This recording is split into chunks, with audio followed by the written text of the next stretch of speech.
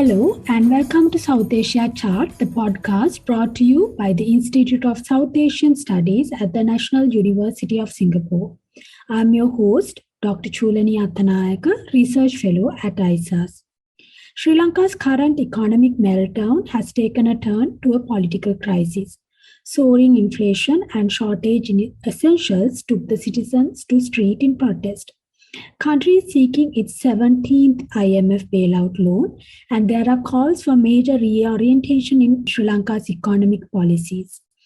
The situation is a result of multiple reasons, including mismanaged and misplaced government policies. To discuss on this matter further, I have with me Dr. Ganeshan Wignaraja, non-resident senior fellow at ISAS. Welcome back, Dr. Wignaraja. To begin our discussion, can you give us a bit of the background? The crisis is considered as the worst economic meltdown since Sri Lanka gained independence in 1948. So, what are the key trends in its debt and economic crisis today? The first trend is really that on the 12th of April, Sri Lanka engineered what they call a soft default of its foreign debt, which means that the country won't be paying interest or capital on its foreign loans for bilateral creditors, as well as those from private bondholders. And the symptoms of these crises is really that the external debt to GDP ratio of the country rose sharply, and the overall public debt to GDP ratio is something like 120% in 2021. And that compares with a rise from 91% in 2018.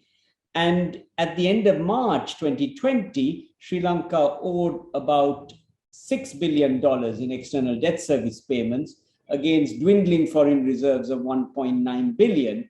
And over the next 3 to 4 years, $4 to $5 billion is owed to creditors, while reserves are expected to be dwindling. And so this situation was not sustainable.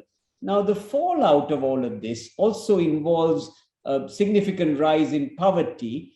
At the end of 2020, it was estimated that an additional 500,000 Sri Lankans were pushed into poverty due to COVID. And with the debt crisis and the Russia-Ukraine conflict, it could get worse. And we have a rising inflation. The Central Bank of Sri Lanka projects inflation of 18% overall for 2022. This inflation figure is probably understated according to some external commentators, and food inflation is running at some 25%. And this has a major effect on the ability of the poor to buy their staples. And I think diets are changing in Sri Lanka. And we also have the problem of stunting of children and malnutrition, which was historically there, and these could get worse. And Sri Lanka's per capita income is expected to fall. It was some $4,000 plus in 2017, when Sri Lanka became briefly an upper middle income country, which was quite an achievement. And now this per capita income in 2021 could be something like $3,700. So Sri Lankans are getting poorer. So we have this multifaceted crisis induced by the debt, but also some other issues that are going on, and creating a general economic crisis. Would you explain how Sri Lanka landed itself in such a situation? To what extent have external factors such as the COVID-19 pandemic and the Ukraine crisis contributed to this crisis? So in my view, there are at least 3 buckets of factors that are responsible.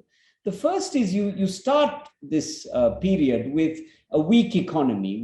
We are reeling under the issue of a 30-year conflict, which was very costly and probably lowered economic growth in Sri Lanka by at least 1%, according to one set of estimates. We've had persistent macroeconomic imbalances, particularly fiscal deficits and balance of payments deficits. And then we've been borrowing excessively for low return infrastructure projects. A second bucket of factors is really these external events that have created pandemonium with the economy, which are already then hitting a weak economy. And COVID, of course, was one significant external factor, and economic growth in Sri Lanka went into negative territory in 2020. It was minus 3.6% negative growth. Then we had the Russia-Ukraine conflict as an additional layer, which brought in imported inflation, raising food prices as well as fuel prices, and have had a transmitting effect through the economy. The third bucket is really the policy missteps by the present administration. In spite of a successful vaccine rollout, which the Rajapaksa administration can claim some credit for, the policy missteps are probably four. There are comprehensive tax cuts, which have reduced government revenues, which were enacted in 2019. There was a ban on chemical fertilizer imports without preparing farmers, which have prompted a surge in food prices and falling output. We've had expansionary monetary policy beyond the shelf life, basically printing money, which has led to inflation on the theory of some modern monetary theory that was being touted by some people. And then we've persisted with a fixed exchange rate without the foreign reserves to support it. So these three sets of factors, weak economy, external shocks hitting this weak economy, and policy missteps probably help to explain the economic morass that Sri Lanka is facing today. So let's talk about the IMF bailout. Sri Lanka has asked for an IMF bailout in the form of a rapid financing instrument loan. And this is the third bailout Sri Lanka has requested since the end of the war. And IMF is worried about Sri Lanka's debt sustainability before it delivers instrumental help. In Sri Lanka's case, this requires coordination and support from its creditors. Can you help us understand this and explain to us what sort of policy revisions we are looking at? So essentially, Sri Lanka needs to do three things to try to get the economy back on track. The first is detailed restructuring of foreign debt, and that is the bilateral holders of Sri Lanka's debt, as well as the private capital markets or the private holders of Sri Lanka's foreign debt. The multilateral creditors, such as the World Bank and the IMF and the Asian Development Bank, are exempt from this. They get first call on Sri Lanka's foreign exchange. A second important component is an IMF program on macroeconomic stability and debt sustainability. And the third important element is medium-term structural reforms to stabilize, deregulate, and green the economy. In terms of the debt conversation, this is something that is a kind of a precondition for an IMF program. And this has to take place. The government has said that it's going to appoint a law firm and a debt advisor. This one hopes will happen as soon as possible. So those difficult conversations can take place. And private creditors in particular are not very happy about the idea of a haircut, which means they would get less back than they have actually put in, and their returns will not be assured. In fact, they will fall. And this is a very difficult conversation. And I expect they will also lawyer up to have those difficult conversations with Sri Lanka. And this will take some time. The second important element is the IMF program itself, which can really only come when debt sustainability exercise has at least started. And there are two components. One is the rapid financing instrument, and that could be around $400 million. And we have to sort of show some progress. And I think the appointment of advisors hopefully will enable us to get that facility of $400 million from the IMF. The second facility is what they call an extended fund facility. And this is the more tricky one. And that would probably be $3 billion, $1 billion each year over the next 3 years. And that requires, Sri Lanka to be closer to restructuring its external debt. And that will essentially be very helpful. So $3.4 billion in IMF money. Now, the huge advantage of the IMF program for Sri Lanka is that we should, over time, get some ability to go back to the international capital market, which is necessary given where we are. There is a very large debt burden on the economy. Some people estimate it as much as over $50 billion in the next few years, which all has to be serviced in one form or another. And we need to be able to go back to the international capital market in order to be able to get this debt under control over time. A second important advantage of going to the IMF is that we will unlock World Bank and ADB and AIIB assistance, which is there. And also there are various bilaterals that want to provide support for Sri Lanka, particularly for the budget and other important items. And this kind of money will come with the IMF Good House seal of approval, if you like. And a third very important aspect is we will get the IMF technical assistance, which we will need to go through this minefield that we are facing now. Sri Lanka has never faced simultaneously a debt crisis as well as other economic crises in this manner historically. And the third element I think is equally important is that Sri Lanka will do structural reforms to get the growth process going, because typically IMF programs are really about good financial housekeeping, right? It's getting the government finances under control and the external account under control. And typically they are accompanied by austerity, which means growth will be lower than what we would like over time. So we need to have structural reforms, opening up the economy to foreign trade and investment. Sri Lanka has a lot of red tape, regulations which have to be cut. There are state-owned enterprises that are a net drain on the budget, which have to be managed in some form or another, and we got sustainable. Some of this may be commercialization, which the ownership is kept in the government's hands, and some of it may also be privatization, where there's an attempt to actually sell off some of these assets. The question is whether people want to buy it, particularly when you're under a debt crowd. And Sri Lankan Airlines is a case in point. The Central Electricity Board is another case in point. And there are others that have been loss-making for periods. So these are important. And to sweeten the pill, if you like, of reforms, one hopes that the World Bank will give Sri Lanka something like $400 to $600 million of what they call conditional cash transfers, which is direct transfers to the poor in Sri Lanka. We already have an extensive poverty program known as the Samurdhi program that supports 1.2 million households. And this program under conditional cash transfers from the World Bank, one hopes, will provide additional assistance to that population, because poverty is a significant issue, particularly in the urban areas, in the informal sectors, and probably underlies much of the dissent and protest that you see in Sri Lanka today, because people simply cannot make ends meet, and government must be very cognizant of this and be able to provide a relief so that at least the poorest of the poor and even the middle classes can have some relief and are able to sustain their livelihoods while this reform process is taking place. Thank you, Dr. Wignaraja. And this is the final question in this podcast. Now, let's talk about the implications for the South Asian region, so to say. Neighboring South Asian countries like Nepal and Pakistan are also facing challenges in their economy. Are there lessons to be learned from Sri Lankan crisis? Is the current situation in Sri Lanka a catalyst for a change in South Asia? So indeed, the debt and economic crisis of Sri Lanka sadly offers many important lessons for regional economies and countries beyond the region, even in Africa and the Middle East, which are facing pressures. And I hasten to add that not all of this is due to Belt and Road projects, but certainly they are a contributing factor in this story.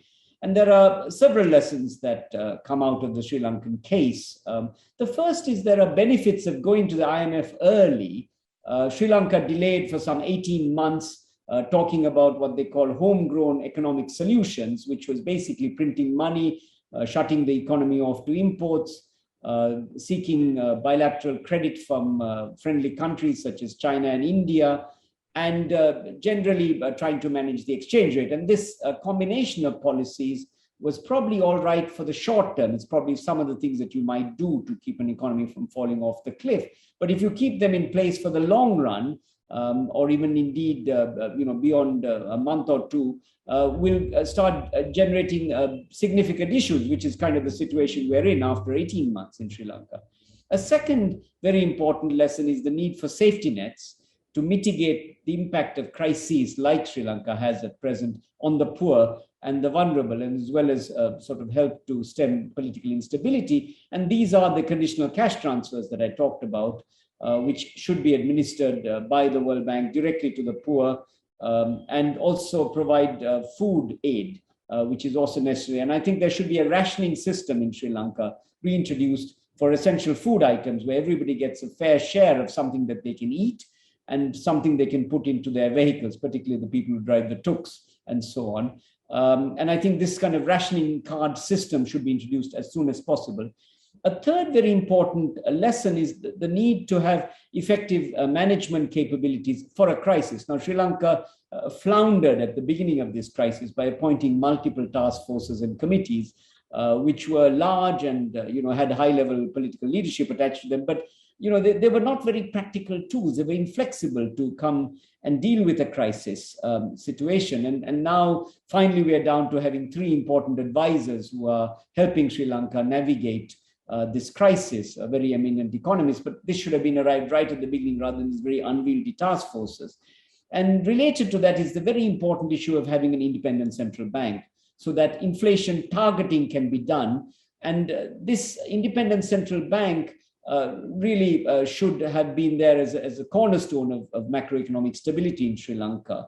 Instead of which we had a monetary board on which the Treasury Secretary sits, and essentially the central bank funds the public deficits of the Ministry of Finance and the government fiscal deficit.